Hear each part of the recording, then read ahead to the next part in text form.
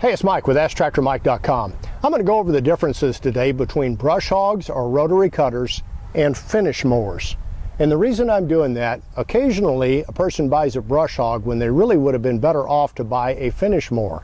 And I'm going to tell you at the end of this why you really might consider a finish mower right now because of the great deals that are out there. First, let's talk about the differences in the two machines. Most compact tractors that are sold in North America have a brush hog or rotary cutter that goes out with them. The design of a rotary cutter is different than that of a finish mower. A rotary cutter has two blades that swing on either a plate or a stump jumper. They're thicker blades than a finish mower, and they run generally slower. They have slower blade tip speed. What they're designed to do is go out in an area that has grass and woody material and cut it, but not necessarily make an even cut.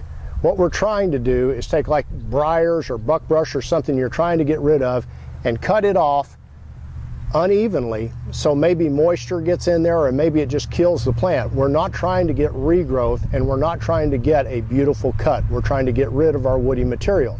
A finish mower, on the other hand, is just like your lawnmower.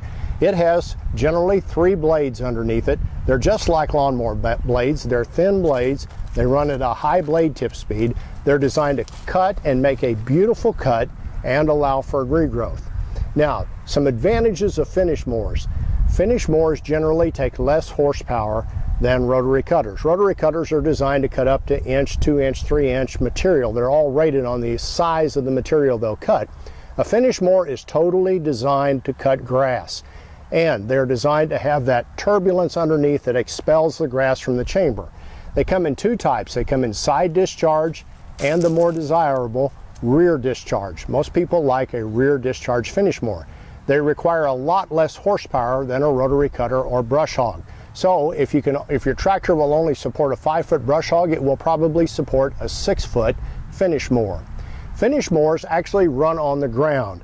They run on wheels that have these donuts, and you put the number of donuts underneath these wheels that you want in height, and these are inch donuts, half-inch donuts. So if you wanted 2.5 inches, you'd put 2-inch ones and 1/2 inch under this tail wheel, and then you drop the whole thing down on the ground. It follows the contour of the ground.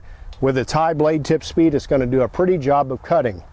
So here's the bottom line to finish mowers. If you're after a beautiful cut in a wide open area, let's say you own a house in the back of a 10-acre field and you want everything in front of that house to look beautiful, and the rocks are picked up and the woody material is gone, you would probably be a lot happier with a finish mower than a brush hog. And here's the real good news. Finish mowers right now are not selling.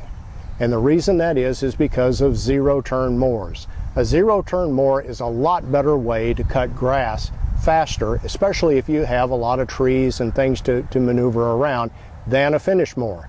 So consequently, finish mowers don't sell real well. There are used finish mowers on Craigslist, there's used finish mowers on dealers' lots, and there's actually some new finish mowers that probably have great prices on them. So if that's what you want, you can probably get a deal right now on a finish mower versus a rotary cutter.